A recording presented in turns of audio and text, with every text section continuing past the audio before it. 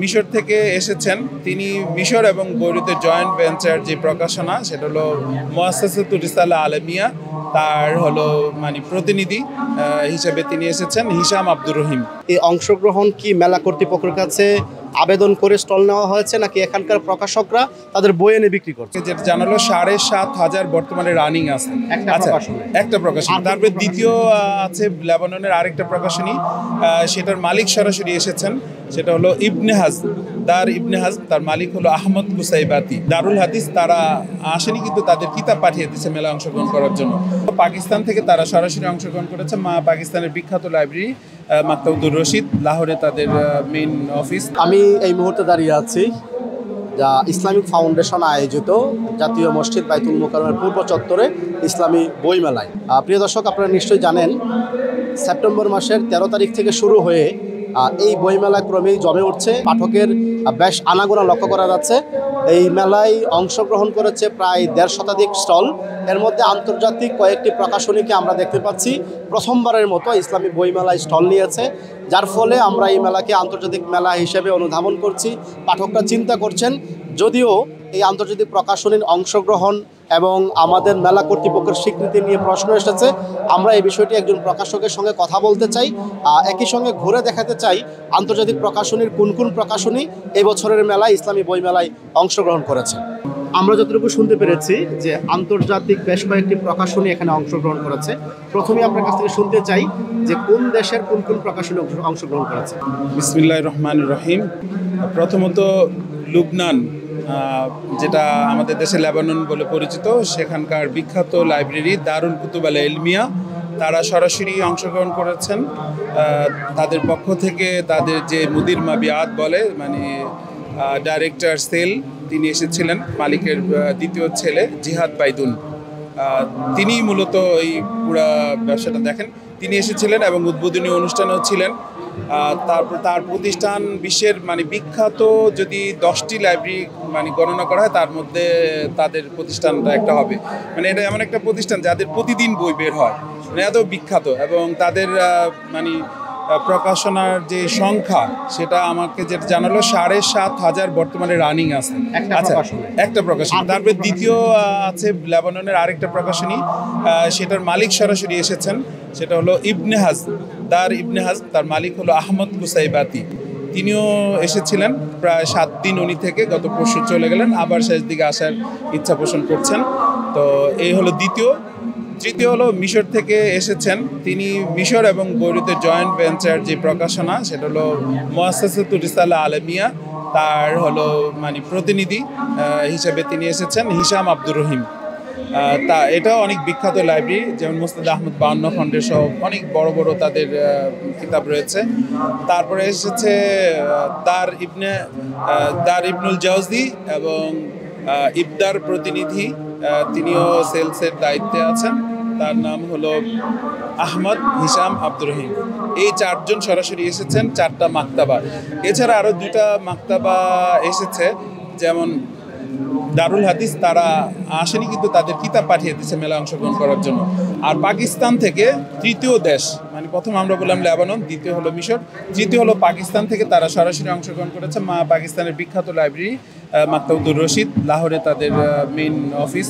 তো তারা অংশগ্রহণ করেছেন, কিন্তু তারা মেলা শেষ পর্যায়ে থাকবেন, শেষ 10 দিন তারা এখানে সরাসরি উপস্থিত থাকবেন। আমরা যতটুকু একটু প্রশ্ন উঠেছে বা জানতে পেরেছি যে আন্তর্জাতিক প্রকাশনী যে অংশগ্রহণ, এই অংশগ্রহণ কি মেলা কর্তৃপক্ষের কাছে আবেদন করে স্টল নেওয়া হয়েছে, নাকি এখানকার প্রকাশকরা তাদের বই এনে বিক্রি করছে?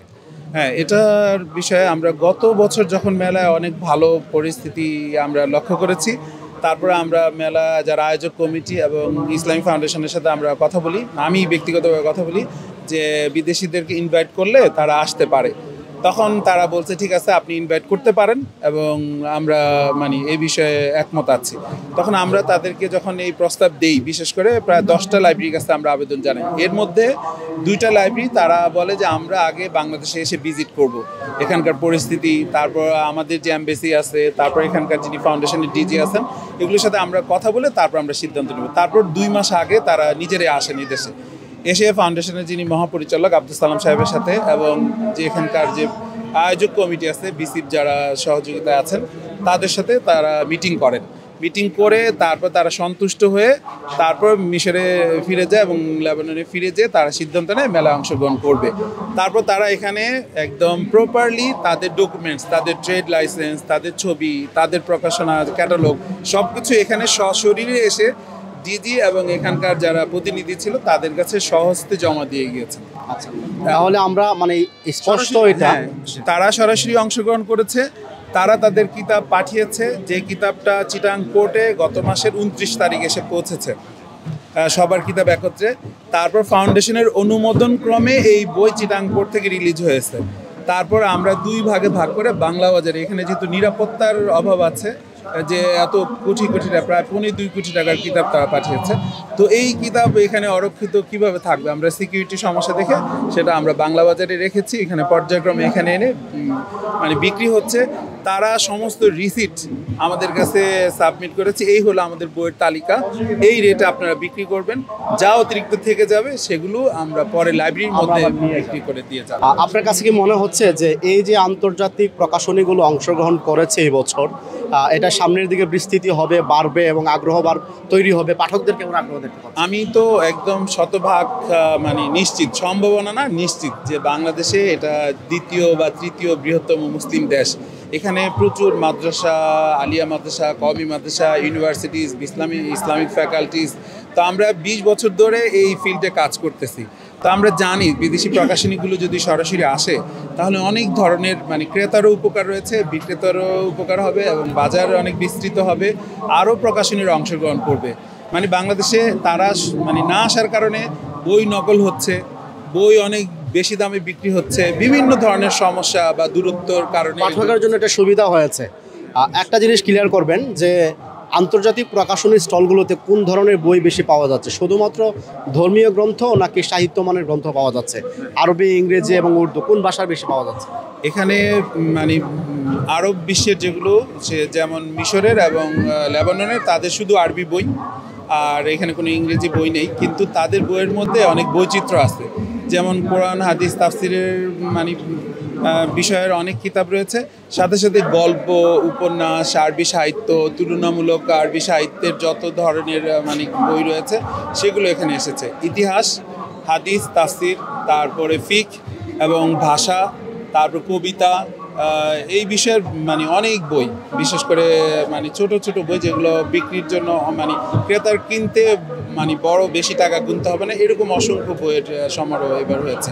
তো প্রথম বছর দেখে অভিজ্ঞতা, তারা কি বই আনবে, আমরা কি বই তাদেরকে বলবো, আগামী বছর আমরা বুঝতে পারবো এবং সেই অনুযায়ী প্রস্তুতি থাকবে। ধন্যবাদ আপনাকে।